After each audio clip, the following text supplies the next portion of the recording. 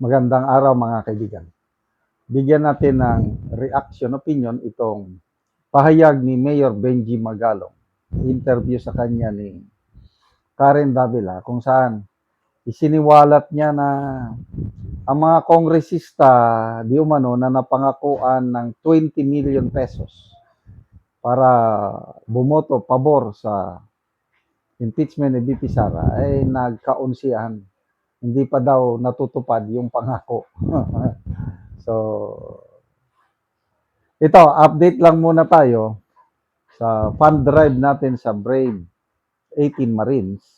Meron na po tayong naipon sa GCash na 160,000 pesos at nag-utos na ako ng isang tao na mag-deposit sa bank account ng Brave 14 Marines ngayon. So, yung naunang naipadala natin is 470,000 pesos plus itong bagong 160,000. So, total na po is 630,000 ang tulong natin sa Brave 14 Marines. Sa mga gusto pang tumulong, ito po yung GCash number natin, 0966-265-8480. Ang pangalan po ng GCash is Ivan Henry Sibog. Okay, ito.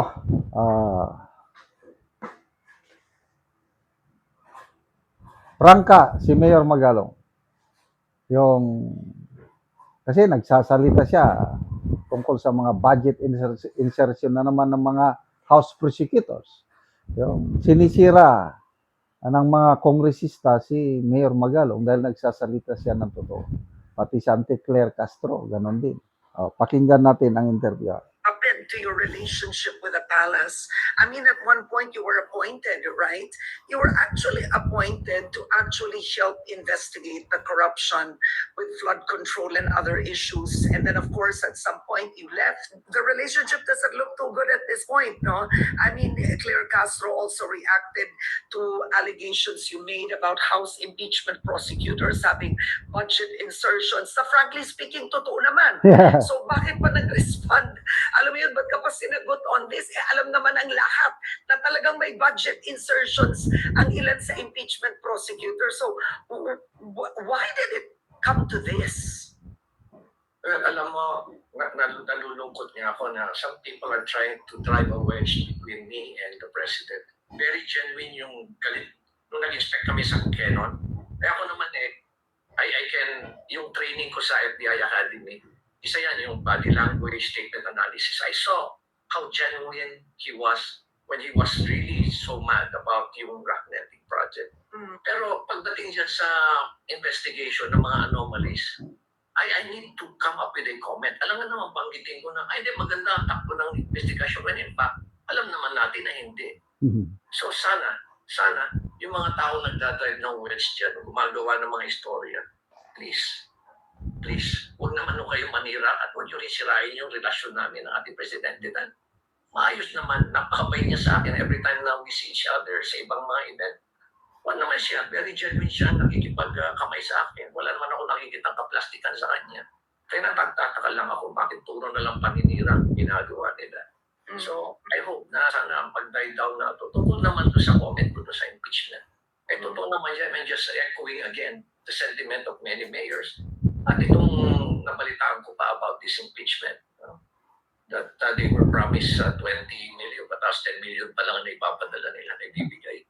These things are really, yun ang mga nabanggit sa akin ng mga kongreso rin sa loob din naman nagbabanggit sa akin. Alam nga naman i-reveal ko yung sources ko. Pero taong bayan dapat malaman ninyo na this is what really is happening dyan sa loob yan. Kaya hindi naman ako nanira sa hindi naman ako nanira sa institusyon nila. Sila mismo ang nanira sa kanilang sariling institusyon. At hindi lang nila sinira sa sarili nilang institusyon.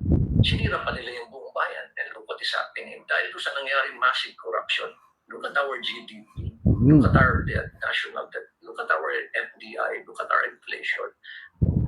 Pero, nakakalungkot isipin. What happened to your relationship? Yan Nung malapit ng magbutuhan, balitang-balita yan Si Senator Amy ang unang naglabas niyan. Cash, cold cash, 20 million sa mga boboto pabor sa impeachment. And dami nila, oh. Kaya yung, hindi ko makalimutan, yung Brave 25 congressman who said, no, we will not vote. Ayaw naming ma-impeach si VP Sara. So, walang natanggap nyon. Natanggalan pa sila ng mga committee chairmanship. So, ngayon, I don't know how true, yung sources. Narinig nyo naman, si Mayor Magalong, sabi niya, nalaman niya na nagkaunsihan. 20 million ang pangako, 10 million pa lang ang naibibigay. Anyway, impeachment na yan is sayang-sayang lang ang pera ng taong bayan. Naka 15 days na po ang trial. So, 15 times 25 million, I think that's 375 million na po ang ating gastos. Ano, may napatunayan na ba? According to Attorney Mike Operario, according to Attorney Edward Chico, wala pa. Malabo pa. Kung ano ang mga lumalabas after 15 days, alam na natin noon. Kasi nga, nagkaroon na po ng mini trial nung House Committee on Justice, mini trial. Kaya ngayon, nawawalan na po ng excitement o gana ng taong bayan na manood sa impeachment. Balik tayo sa mga insertion. Budget. Bumalik na naman ang pundo ng flood control, 1.7 billion. Basta sobra 1 billion. Pinondohan na naman ang mga flood control projects ng mga kongresista. Happy na naman sila. How sure are we na maayos ang pagka-implement? Kami wala na. So, God save the Philippines talaga itong nangyayari sa ating bansa. Salamat mga kaibigan sa inyong pagsubaybay sa channel nito. Nakakatulong kayo ng malaki sa tribong Palaandig ng Bukidnon dahil ang income natin sa channel na ito is pantulong sa tribo. Namimigay tayo ng libreng yero at pako para makapagpatayo sila ng mas maayos na tirahan. Panoorin nyo ang video nito. Karon mag-atok na gyud si Kuya. Kuhaon na niya ang ngero nga kayo buslot ni nanay daw.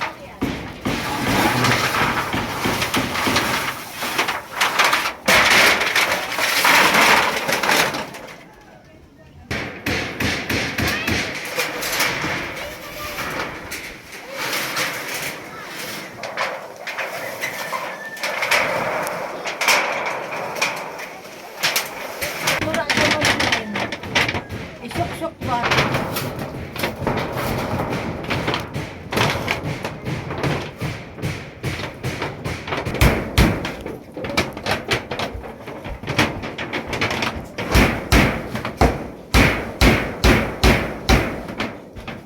Karon naman na gyud ang pag-atok ni Kuya. Balay. So maayo na gyud nga tan-awon. Kadili naman ingon pareha ganina nga buslot. Karon naman na gyud sa pag-atok. So maayo na nga tan-awon dili na pareha ganina nga mabuslot. Salamat sa Ginoo nga ining kuan hinabang o kuan sabi na sa nagkuan ani daghang salamat. Inaot unta mo parahan yung hinabang kay daghang pang nagkinahanglan pareha sa amo Oo. pobre. Pila kuya imong anak? Isa Isa pa. So unsa imong trabaho karon niya? silipro So may pro. o, So kada adlaw kada ka trabaho. o taga-adlaw. Domingo Domingo ang may trabaho po. pahulay. So makasuporta na sa imong mga anak kuya. Makasuporta ro yun. Ragid pagpalit bugas unsa pa dek kinahanglan Bugas ra gyud ang makuan kuya, mga afford. bugas ragid. Sa panangero kuya nga pangatop. So Wa na gid mabajitan. wala na nabudgetan. So igo lang sa pagkaon imong trabaho kuya. Igo ragid sa pagkaon napagid binulan nga motor Oh, salamat kayo kuya.